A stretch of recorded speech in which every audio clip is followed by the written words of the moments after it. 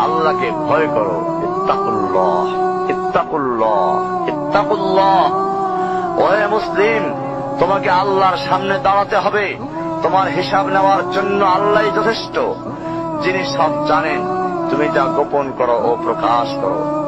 তোমাকে অবশ্যই মৃত্যু বরণ করতে হবে। যখন তুমি দুনিয়ার সব কিছু ছেড়ে চলে যাবে, শুধু তুমি আখিরাতের জন্য যা সঞ্চয় করেছ তা নিয়ে সাবধান হও তোমার শেষ আমলের ব্যাপারে। তুমি জানো না কখন তোমার শেষ মুহূর্ত। তুমি কি প্রস্তুত মৃত্যুর জন্য?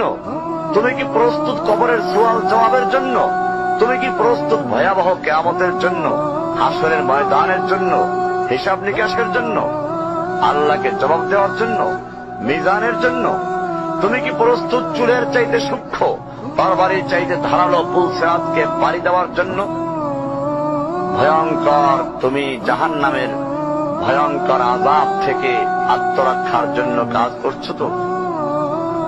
যার ইন্ধন মানুষ এবং পাথর, যার আগুন ভয়ঙ্কর উত্তাপ সম্পন্ন কালো বর্ণের, যা হৃদয় পর্যন্ত জ্বালিয়ে দেবে, এমন উত্তপ্ত পানি যা নাড়ি ভুঁড়িকে বের করে দিবে। রয়েছে খাবারের হিসাবে জাক্কুম ও গলিত পুঁজ।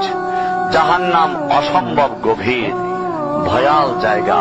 কঠোর হৃদয় ফেরেশতারা নিযুক্ত, যেখানে শাস্তির মাত্রা বৃদ্ধির জন্য শরীরকে অনেক বড় করে দেওয়া হবে।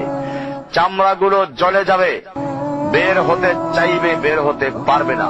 মৃত্যুকে ডাকবে, মৃত্যু আসবে না। ভয়ঙ্কর শাস্তি যা অনন্তকাল ব্যাপী চলতে থাকবে।